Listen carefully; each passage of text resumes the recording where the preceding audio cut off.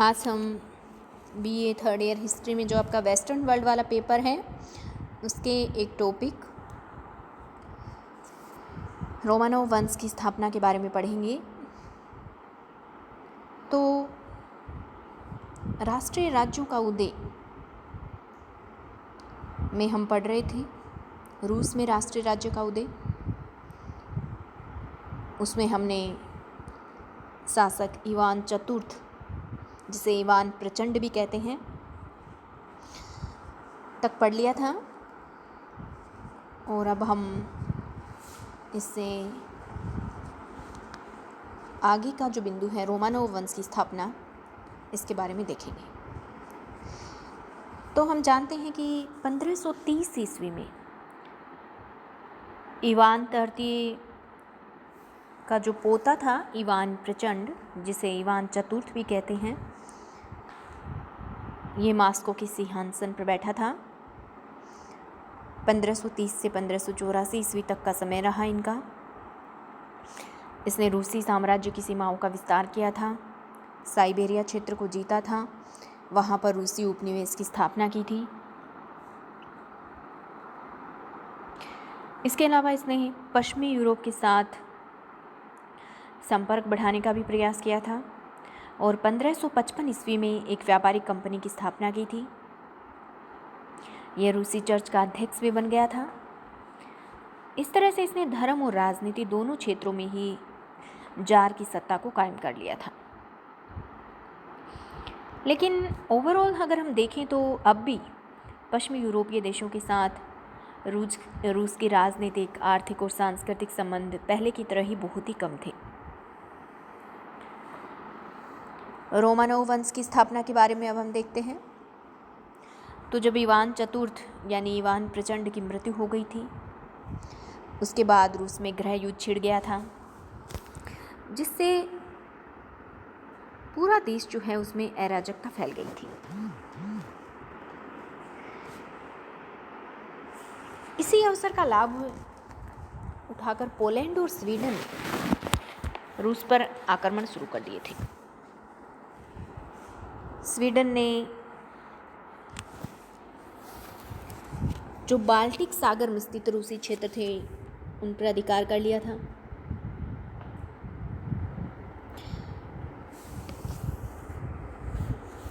तुर्कों ने भी रूस के क्रीमिया क्षेत्र को छीन लिया था।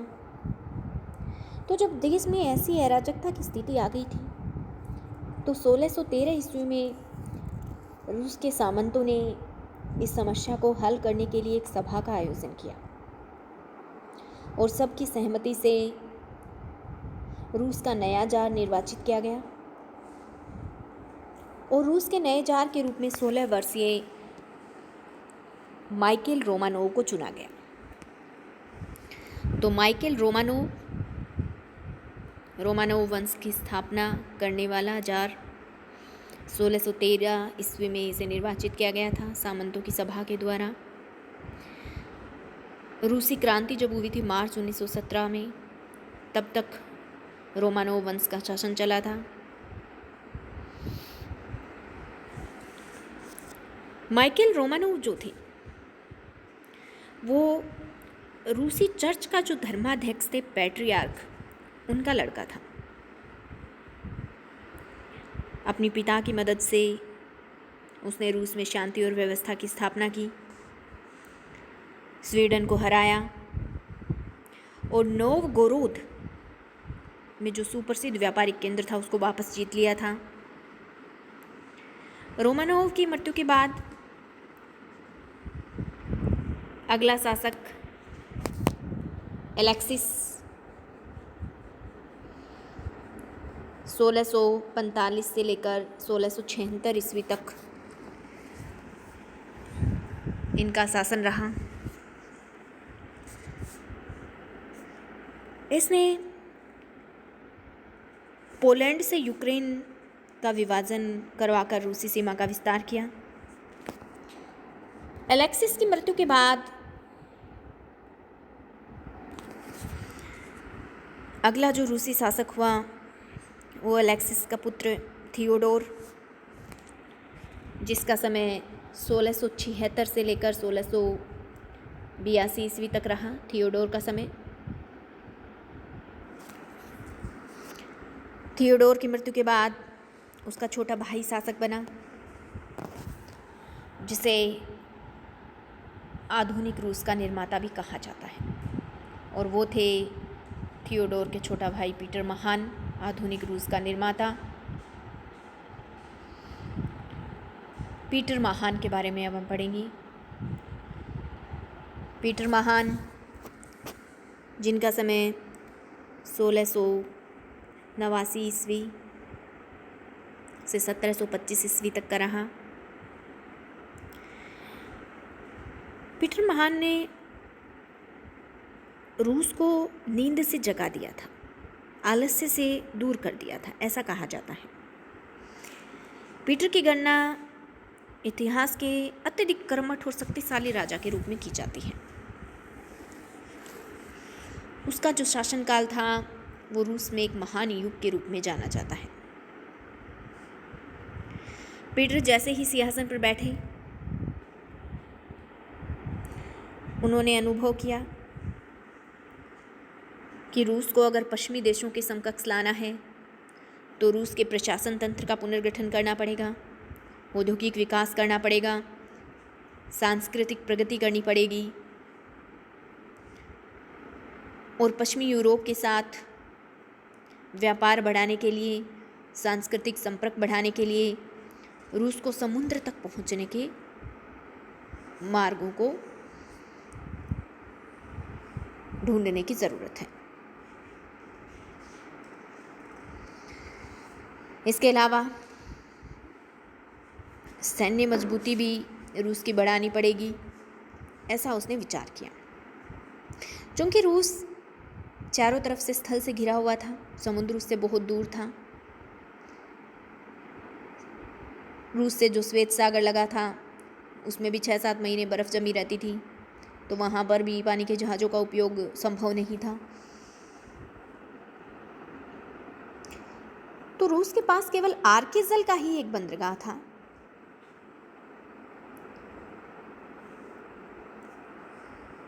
और ये भी 9 महीने बर्फ़ से ढका रहता था। जो बाल्टिक सागर का तट था उसके जो बंदरगाह थे उस पर स्वीडन का अधिकार था। जो काला सागर के पूरा तट था उस पर तुर्कों ने अधिकार कर रखा था। तो पीटर ने सोचा कि पश्चिम के साथ जुड़ने के लिए ज़रूरी है कि रूस को समुद्र तट प्राप्त करना पड़ेगा, यानी रूस को पश्चिम की ओर एक खुली खिड़की प्राप्त करनी थी।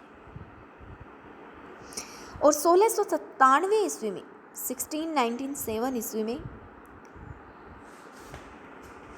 पीटर को ये खुली खिड़की मिल भी गई, क्योंकि 1697 एडी में स्वीडन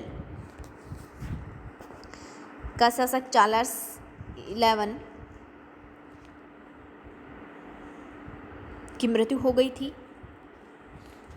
और सिंहासन पर बैठ गए थे, सिंहासनारूढ़ हो गए थे उनके 15 वर्षीय बेटे चार्ल्स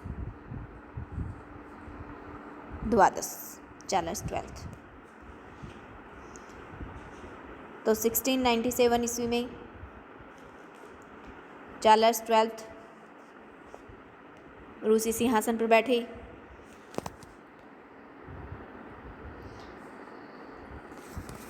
स्वीडन के सिंहासन पर बैठे। तो अब इस कम उम्र के शासक से स्वीडन छीनने के लिए रूस, पोलैंड व डेनमार्क ने एक संघ बना लिया और स्वीडन पर आक्रमण कर दिया।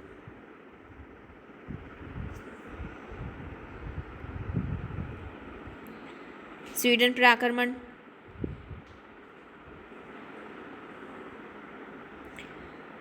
और 1700 ईस्वी में शुरू हुआ। यह युद्ध 21 साल तक चला। 1721 ईस्वी तक ये युद्ध चला था। 1721 ईस्वी में निस्ताद की संधि से इस युद्ध का अंत हुआ था। यानी यह युद्ध, जिसे उत्तरी युद्ध के नाम से जाना जाता है, ये 1700 से लेकर 1721 ईस्वी तक चला था और 1721 ईस्वी में इसका अंत हुआ था निस्ताद की संधि से।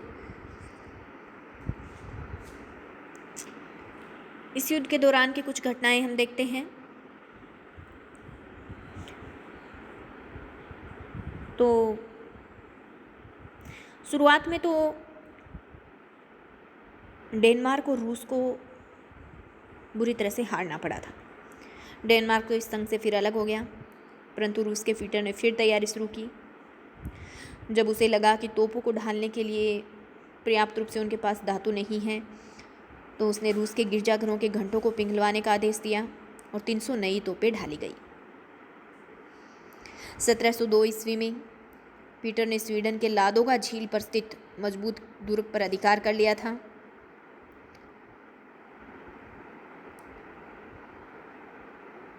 समुद्र का प्रवेश मार्ग प्रदान करने वाले इस दुर्ग को पीटर ने स्लीसेल्वबुर्ग यानी कुंजी नगर नाम दिया था। अब रूस को फिनलैंड की खाड़ी के तट पर नियंत्रण भी प्राप्त हो गया।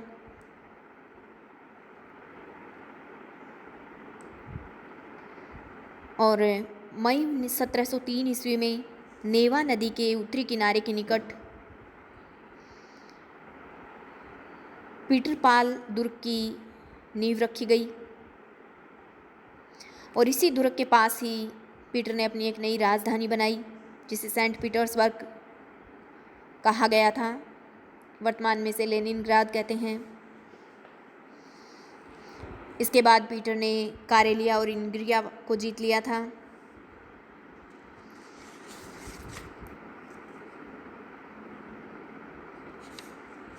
इस तरह से पीटर